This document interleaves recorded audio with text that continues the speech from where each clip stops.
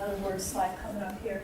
So this is some really interesting, very new research about parent brains. And I put it in here because I was just exposed to this information actually the other day. But it turns out that when we become parents, we actually grow our brains. We get better brains, or we have the potential to get better brains by the act of parenthood, because it stimulates many different parts of the brain, including supplementary motor area, which is back here. I didn't talk about the supplementary versus primary versus, I won't talk about this because it's not, unless you're a neuroanatomist, it might not be that interesting. But it turns out that when we hear an infant's cry, we have a certain alarm system that goes off. It gets us ready to act. It also turns out that when you look at pictures of babies, as opposed to looking at pictures of kittens or pictures of the sunset, there's a certain part of your brain that only fires when you see a picture of a baby. There are some male-female differences in brains. Females tend to respond really instantly to an infant cry in distress, whereas males might respond a little bit more slowly, but their brains also respond. And this is the one that's really amazing to me. The mother's brains grow in size in the first 3 months after birth. And the parts that grow are the areas in the frontal cortex related to motivation, reward, and emotion processing. And the part that's really amazing that grows is the part that connects your prefrontal cortex with your paleomammalian brain. We call those cortical limbic connections. So we get new fiber tracks going in between our decision-making and motivation areas and our nurturing and being nurtured areas. I apologize for simplifying this, but by the age of 5 months, mothers, they did this in 14 countries. By the age of 5 months, mothers across culture will reliably not only have a brain response, but vocalize within 2 seconds of their infant vocalizing, stopping a vocalization. This is across cultures. So it's deeply embedded in all of our brains, that tendency to connect, and that tendency to care for one another. And we forget about that a lot. So one of the things that's so important, and I don't think we haven't seen that here, is talking to babies. Talking to babies, talking to children, reading to children, giving them information. Yeah. Yes. It is there? Okay, great. I think it's on the back of my letter. There's a language enrichment. Because it turns out that how many words you have when you go to school actually predicts your success. Reading to a child for 20 minutes a day will expose him to something like 8 million words a year. Not reading, he's probably going to only be exposed to about 8,000 words a year. If vocabulary predicts academic success, then isn't it important that we talk to our children on a regular basis? And what we say doesn't even really have to make sense, although it's nice if it's nice talking to them. But really interesting findings about speech. So we have a little video here. This is kind of what's going on inside an infant's brain. I hope the sound will work. Here we go. Let's see. Oh, I'm sorry. Click on it.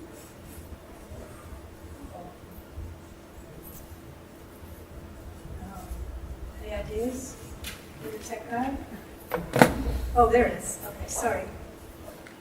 Okay. Too loud?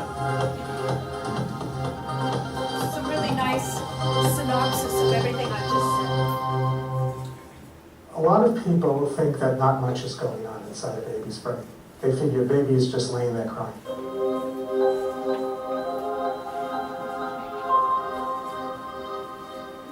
What science is telling us more and more every day is what an incredibly rich and exciting and complex environment is inside of the head of a baby. Babies are voracious learners. They are eager to kind of master the world. In the early weeks of life, I mean, babies can differentiate the voice of their mother from others. They're not just passive sponges taking things in. They are active learners, and they are wired with feelings and emotions and the capacity for human relationships and the capacity for mastering their environment. And it all unfolds right in front of our eyes. Sometimes we don't even notice it. But when we look closely, we can see it, and we know that it's there in every baby from the moment of birth.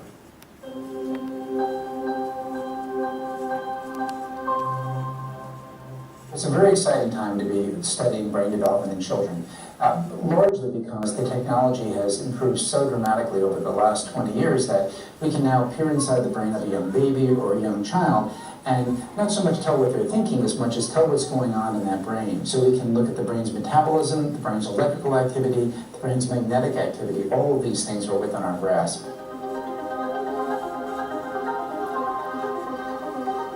The basic principles of neuroscience tell us is that it's better to get brain development right from the beginning than to try to come in and fix it later. And if we build a strong foundation in the very beginning of life, we get much better outcomes in the long run, and for actually less cost than the much greater price that's paid for trying to fix things down the road.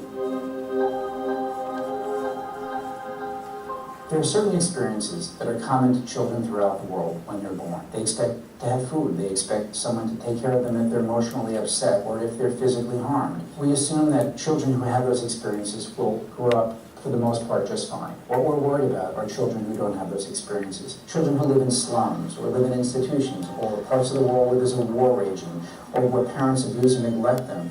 All of those things can take a toll on early brain development.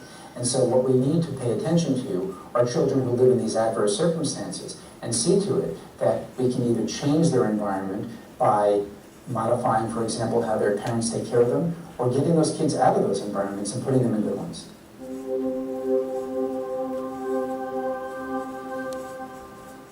Having conversations with their children is very helpful for the children's development. They can change their children's development. They can modify it. They think it's sent from heaven, sent from God. It's innate, and it's nothing to do with them.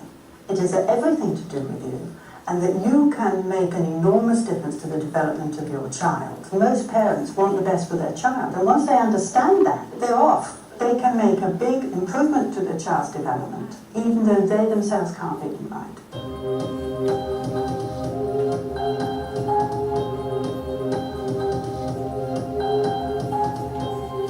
There's a lot of data showing that your cognitive ability on arriving at school predicts to some extent how well you're going to do at school. And this is one way, and not the only way, but it is one way of reducing the poverty cycle, reducing the transmission of poverty from one generation to another. I think it's time that we all recognize this.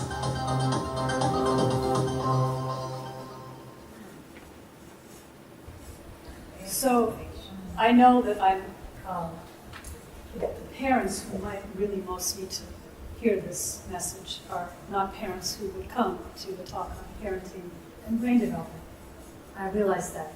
But it's also really important because if we are one human family, to start to think about those children who are living in really adverse experiences. So we actually, in the psychology, developmental psychology world, we have a term, ACE, an adverse childhood experience, such as abuse, neglect, family substance abuse, family mental illness, domestic violence, household criminal behavior, and poverty.